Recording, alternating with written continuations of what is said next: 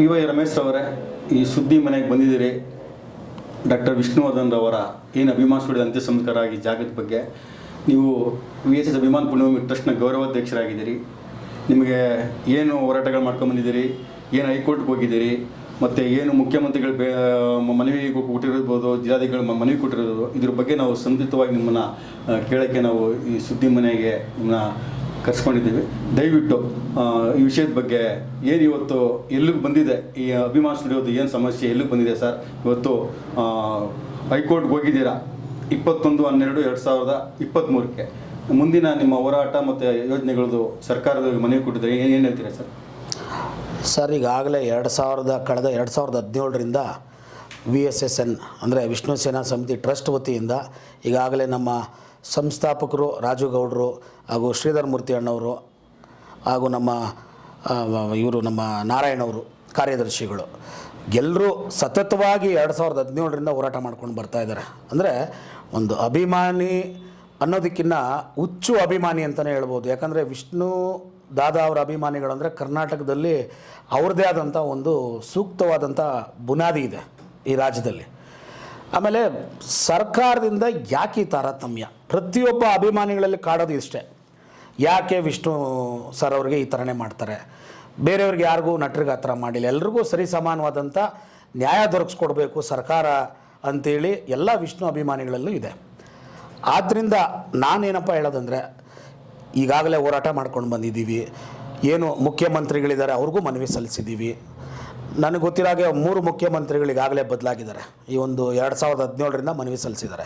ಸಂಬಂಧಪಟ್ಟ ಮಂತ್ರಿಗಳು, ಶಾಸಕರು, ಅಧಿಕಾರಿಗಳು, ಎಲ್ಲ ವರ್ಗ ಏನು ಇಲಾಖೆವಾರು ಎಲ್ರಿಗೂ ಮನವಿ ಸಲ್ಲಿಸ್ಕೊಂಡು ಬಂದಿದ್ದಾರೆ. ಆದರೆ ಇವರು ಮಾಡ್ತಾ ಇರುವಂಥ ತಾರತಮ್ಯ ಅಭಿಮಾನಿಗಳಲ್ಲಿ ಭಾಳ ಒಂದು ಬೇಜಾರಿನ ಸಂಗತಿ ಅಂತ ಅನಿಸ್ಬಿಟ್ಟಿದೆ. ಆದ್ದರಿಂದ ನಾನು ಒಬ್ಬ ಗೌರವಾಧ್ಯಕ್ಷನಾಗಿ ಏನು ವಿಷ್ಣು ಸೇನಾ ಸಮಿತಿಯ ಗೌರವಾಧ್ಯಕ್ಷನಾಗಿ ನಾನು ಕೇಳ್ಕೊಳ್ಳೋದಿಷ್ಟ, ಸಂಘಟನೆ ಟ್ರಸ್ಟ್ ವತಿಯಿಂದ ನಾನು ಕೇಳ್ಕೊಳ್ಳೋದಿಷ್ಟ, ದಯವಿಟ್ಟು ಸರ್ಕಾರ ಏನು ತಮ್ಮ ಅಂಗಳದಲ್ಲಿತ್ತು ಇದನ್ನು ಬಗೆಹರಿಸ್ಬೋದಾಗಿತ್ತು. ಅಭಿಮಾನ್ ಸ್ಟುಡಿಯೋ ಮಾಲೀಕರು ಬಂದು ತಮ್ಮ ಹತ್ರ ಮಾತಾಡಿದರು, ಲಿಖಿತ ಮುಖಾಂತರ ದೂರನ್ನು ಕೊಟ್ಟಿದ್ದರು. ಅಂದರೆ ನಮ್ಮ ಈ ಜಾಗ 10 ಗುಂಟೆ ಜಾಗದ ಬಗ್ಗೆ ಏನು ಸರ್ಕಾರನೇ ನಿರ್ಧಾರ ಮಾಡಿ ಇದಕ್ಕೆ ಯಾವ ರೀತಿ ಪರಿಹಾರ ಮಾಡಬೇಕು ಅಂತೇಳಿ ಸರ್ಕಾರದಲ್ಲಿ ಅಭಿಮಾನ್ ಸ್ಟುಡಿಯೋ ಮಾಲೀಕರು ಬಂದಿದ್ದರು. ಸಂಘಟನೆ ವತಿಯಿಂದ ಎಲ್ಲ ನಮ್ಮ ಟ್ರಸ್ಟ್ನ ವತಿಯಿಂದ ಮಾತಾಡಿದರು. ಆಗೇನಾಯಿತು, ಸರ್ಕಾರದ ವತಿಯಿಂದ ತುಂಬ ಒಂದು ತಡವಾದ ನಿರ್ಧಾರ ಮಾಡಿದ್ರು. ಆ ಒಂದು ಸ್ಮಾರಕಕ್ಕೆ ಒಂದು ರೂಪರೇಷೆ ಕೊಡಬೇಕು ಅಂತೇಳಿ ಎಲ್ಲ ಮಾತಾಡಿದ್ವಿ. ತಕ್ಷಣ ಏನು ಮಾಡಿದ್ರು, ಬಸವರಾಜ ಬೊಮ್ಮಾಯಿರವರು ಮೈಸೂರಿನಲ್ಲಿ ಸ್ಮಾರಕಕ್ಕೆ ಜಾಗ ಕೊಟ್ಟರು. ಇರಲಿ, ನಾನು ಅದ್ರ ಬಗ್ಗೆ ಪ್ರಶ್ನೆ ಮಾಡೋಕ್ಕೆ ಬರಲ್ಲ. ಅದು ಸರ್ಕಾರ ಏನೋ ಒಂದು ಕುಟುಂಬದ ಏನು ಅವರ ಒತ್ತಡದಿಂದ ಅಲ್ಲಿ ಮಾಡಿರ್ಬೋದು, ಸಂತೋಷ. ನಾನು ಅದ್ರ ಬಗ್ಗೆ ಮಾತಾಡ್ಲಿಕ್ಕೆ ನನಗೇನು ರೈಟ್ಸ್ ಇಲ್ಲ. ಯಾಕೆಂದರೆ ನಮಗೆ ರೈಟ್ಸ್ ಇರೋದು ನಮ್ಮ ಅಭಿಮಾನಿಗಳ ಪರವಾಗಿ. ನಮ್ಮ ಹಿಂದೂ ಸಂಪ್ರದಾಯದ ಪ್ರಕಾರ ಎಲ್ಲಿ ಒಬ್ಬ ವ್ಯಕ್ತಿ ಅವರ ಒಂದು ಪುಣ್ಯಸ್ಮರಣೆ ಆಗಿದೆ ಆ ಒಂದು ಜಾಗದಲ್ಲಿ ಸ್ಮಾರಕ ನಿರ್ಮಾಣ ಮಾಡಲಿಕ್ಕೆ ಅವಕಾಶ ಮಾಡಿಕೊಡ್ಬೇಕು ಅಂಥೇಳಿ ಎಲ್ಲ ನಮ್ಮ ಕರ್ನಾಟಕದ ವಿಷ್ಣು ಸೇನಾ ಟ್ರಸ್ಟ್ ಅಭಿಮಾನಿಗಳ ವತಿಯಿಂದ ನಾನು ಕೇಳ್ಕೊಳ್ತಾ ಇದ್ದೀನಿ ಸರ್ಕಾರಕ್ಕೆ. ಈಗಾಗಲೇ ಒಂದು 3 ತಿಂಗಳಾಗಿದೆ, ಕೋರ್ಟ್ ಕದವನ್ನು 2 ಬಾರಿ ಕದ ತಟ್ಟಿದ್ವಿ. ಈಗಾಗಲೇ ಕೋರ್ಟಲ್ಲಿ ದಾವೆ ಹೂಡಿದ್ದೀವಿ. ಕೋರ್ಟಿಂದ ಏನಾದರೂ ಒಂದು ಅಂತಿಮ ನಿರ್ಧಾರ ಬಂದು ಏನು ಈ ಒಂದು ಪುಣ್ಯಭೂಮಿಗೆ ಒಂದು ಸ್ಮಾರಕವನ್ನು ನಿರ್ಮಾಣ ಮಾಡುವಂಥ ಆದೇಶ ಬರುತ್ತೆ ಅಂತೇಳಿ ಎಲ್ಲ ಅಭಿಮಾನಿಗಳು ಕಾತರದಿಂದ ಕಾಯ್ತಾ ಇದ್ದಾರೆ. ಇವಾಗ ಹೈಕೋರ್ಟ್ ಜಡ್ಜ್ಮೆಂಟ್ ಕಾಪಿ ಬಂತು 21/8/2023. ಜಾಗ ನಾವು ಸರ್ಕಾರದಿಂದ ಸ್ಮಾರಕ ನಿರ್ಮಾಣ ಮಾಡಿದ್ದಾರೆ. ಇದು ಪುಣ್ಯಭೂಮಿ ಏನು ಕೊಟ್ಟಿದ್ರು 2 ಎಕರೆ ವಾಪಸ್ ಕೊಡ್ತಾ ಇದ್ದೀವಿ, ನೀವು ಹೊತ್ಕೊಂಡು ಜಾಗನ ಸರ್ಕಾರದ ಸಮಸ್ಯೆ ಬಗೆಹರಿಸ್ಕೊಳ್ಳಿ ಅಂತ ಜಡ್ಜ್ಮೆಂಟ್ ಕಾಪಿ ಬಂತು. ಇದ್ರ ಬಗ್ಗೆ ನೀವು ಸ್ಟುಡಿಯೋ ಮಾಲೀಕರ ಹತ್ರ ಆಗಲಿ ಏನಾದರೂ ಮಾತುಕತೆ ಮಾಡಿದರೆ ನಿಮ್ಮ ಟ್ರಸ್ಟ್ನವರು? ಸರ್, ಈಗಾಗಲೇ ನಮ್ಮ ಟ್ರಸ್ಟ್ ವತಿಯಿಂದ ನಮ್ಮ ಸಂಸ್ಥಾಪಕ ರಾಜ್ಯಾಧ್ಯಕ್ಷರಾದಂಥ ರಾಜು ಗೌಡರು, ನಮ್ಮ ಅಧ್ಯಕ್ಷರಾದಂಥ ಶ್ರೀಧರ್ ಮೂರ್ತಿ ಅಣ್ಣವರು, ಕಾರ್ಯದರ್ಶಿಗಳಾದಂಥ ನಾರಾಯಣರವರು ಕೂಡ ನಾನು ಗೌರವಾಧ್ಯಕ್ಷನಾಗಿದ್ದೀನಿ ಹೊಸದಾಗಿ. ಅಂದರೆ ಒಂದು ವರ್ಷ ಆಗಿದೆ ನಮ್ಮದು ಆಗಿ. ಆದರೂ ಕೂಡ ನಮ್ಮನ್ನು ವಿಶ್ವಾಸದಲ್ಲಿ ತಗೊಂಡು ರಾಜು ಗೌಡರು, ಶ್ರೀಧರ್ ಮೂರ್ತಿ ಅಣ್ಣವರು ಪ್ರತಿಯೊಂದು ಹಂತದಲ್ಲೂ ಕಾನೂನಿನ ಹೋರಾಟ ಮಾಡ್ತಾ ಇದ್ದೀವಿ. ಅದೇ ರೀತಿ ನಮಗೆ ಪರಿಪೂರ್ಣವಾದಂಥ ವಿಶ್ವಾಸ ಇದೆ. ವಿಷ್ಣು ದಾದಾರವರ ಒಂದು ಸ್ಮಾರಕ ನಿರ್ಮಾಣ ಆಗುತ್ತೆ.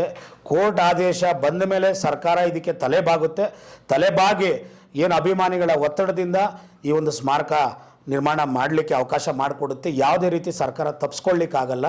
ಯಾಕೆ ಅಂದರೆ ಕೋರ್ಟ್ ಮುಖಾಂತರ ಆದರೂ ಅವರು ಒಂದು ಆದೇಶ ಮಾಡಿದ್ಮೇಲೆ ಆ ಆದೇಶಕ್ಕೆ ಗೌರವನ ಸಲ್ಲಿಸಬೇಕಾಗುತ್ತೆ. ಕಾನೂನಿಗೆ ಎಲ್ಲರೂ ತಲೆಬಾಗಬೇಕಾಗುತ್ತೆ. ಕಾನೂನು ಎಲ್ರಿಗೂ ಒಂದೇ.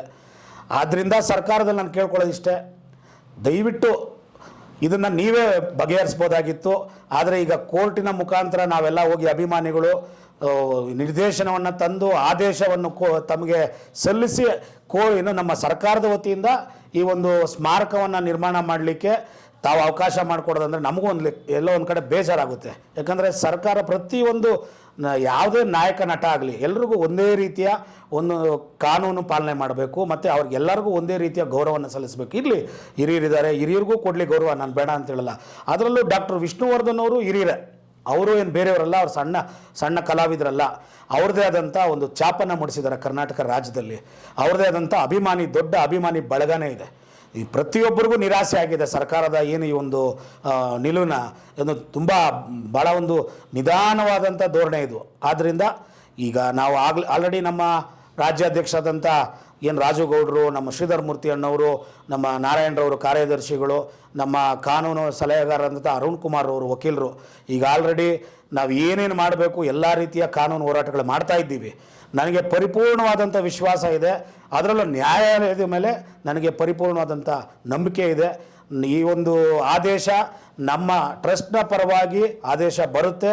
ಹಾಗಾದರೂ ಸರ್ಕಾರ ತಲೆಬಾಗಿ ಈ ಒಂದು 10 ಗುಂಟೆ ಜಾಗವನ್ನು ಸರಿಪಡಿಸಿ ವಿಷ್ಣುಜಿ ಅವರ ಸ್ಮಾರಕ ಜಾಗವನ್ನು ಆ ಜಾಗದಲ್ಲಿ ಎಲ್ಲ ಅಭಿಮಾನಿಗಳು ಆಸೆಪಟ್ಟಂತೆ ಒಂದು ಒಳ್ಳೆಯ ಭವ್ಯವಾದಂಥ ಸ್ಮಾರಕ ನಿರ್ಮಾಣ ಮಾಡ್ತೀವಿ ಅಂತೇಳಿ ಈ ಸಂದರ್ಭದಲ್ಲಿ ತಿಳಿಸ್ತಾ ಇದ್ದೀನಿ. ಸರ್, ಇವಾಗ ಅಭಿಮಾನಿಗಳ ಪಾಲಿಗೆ ಅಭಿಮಾನ ಸ್ಟುಡಿಯೋ ಪುಣ್ಯಭೂಮಿ ಡಾಕ್ಟರ್ ವಿಷ್ಣು ಪುಣ್ಯಕ್ಷೇತ್ರ, ಲಕ್ಷಾಂತರ ಅಭಿಮಾನಿಗಳು. ಹೌದು. ಈಗ ನೀವು ಈ ಪುಣ್ಯಭೂಮಿ 10 ಗುಂಟೆ ಜಾಗದ ಬಗ್ಗೆ ಸರ್ಕಾರದ ಅಧಿಕಾರಿಗಳು ನಿರ್ಲಕ್ಷ್ಯ ಮಾಡ್ತಾ ಇದ್ದಾರೆ. ಈಗ ಹೈಕೋರ್ಟ್ಗೆ ನೀವು ಹೋಗಿದ್ದೀರಿ ನಿಮ್ಮ ಟ್ರಸ್ಟ್ ವತಿಯಿಂದ.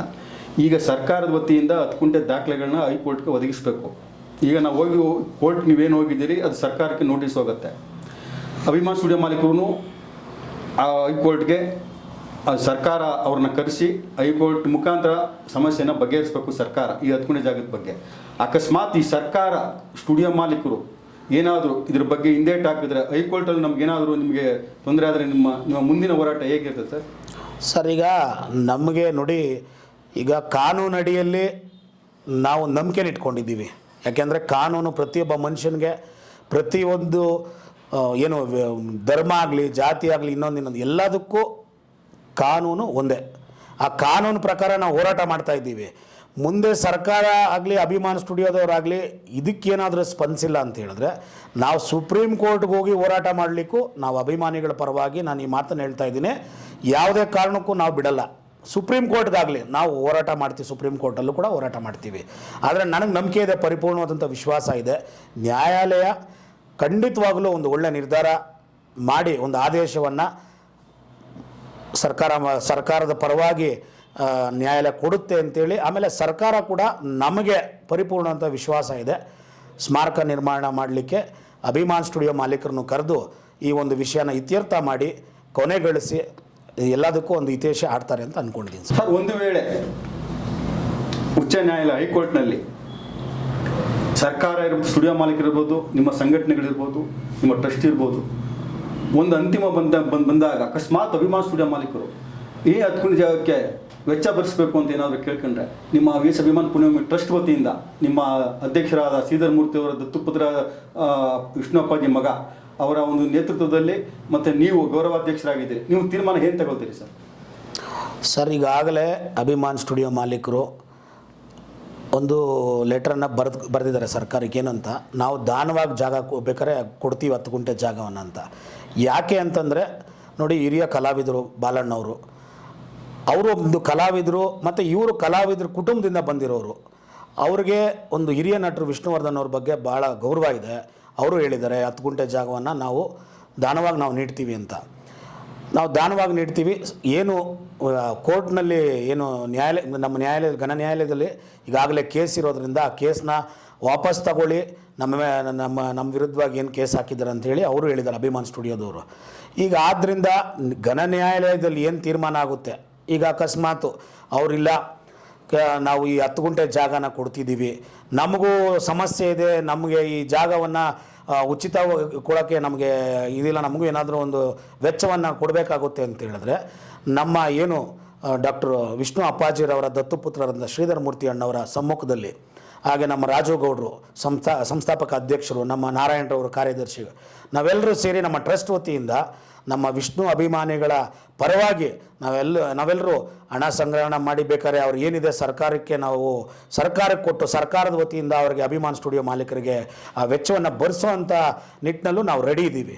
ಆದರೆ ಯಾವುದೇ ಕಾರಣಕ್ಕೂ ಈ ಒಂದು 10 ಗುಂಟೆ ಜಾಗನ ಪ್ರಾಣ ಹೋದರೂ ಕೂಡ ನಾವು ಬಿಡ್ಲಿಕ್ಕೆ ತಯಾರಿಲ್ಲ. ನಾವೇನೇ ಯಾವುದೇ ಹಂತಕ್ಕೆ ಬೇಕಾದ್ರೂ ಹೋರಾಟ ಮಾಡಲಿಕ್ಕೆ ನಾವು ಸಿದ್ಧವಿದ್ದೀವಿ. ನಾವು ಹಣ ವೆಚ್ಚವನ್ನು ನಾವು ಯಾಕೆ ಭರಿಸ್ತೀವಿ ಅಂತ ಹೇಳಿದ್ರೆ, ನಮಗೆ ಯಾವುದೇ ಕಾರಣಕ್ಕೂ ಅಂತಿಮವಾಗಿ ಇದು ಏನೋ ನ್ಯಾಯಾಲಯದಲ್ಲಿ ತೀರ್ಮಾನ ಆದರೂ ಕೂಡ ಅವರು ಏನಾದರೂ ನಮಗೆ ಈ ಥರ ದಾನವಾಗಿ ಕೊಡಲಿಕ್ಕೆ ಇಷ್ಟ ಇಲ್ಲ, ನಮಗೇನಾದರೂ ಒಂದು ನಮಗೆ ಪರಿಹಾರ ಕೊಡಿ ಅಂತ ಹೇಳಿದ್ರೆ ಅದಕ್ಕೂ ನಾವು ಸಿದ್ಧ ಅಂತೇಳಿ ಈ ಸಂದರ್ಭದಲ್ಲಿ ನಾನು ತಿಳಿಸ್ತಾ ಇದ್ದೀನಿ.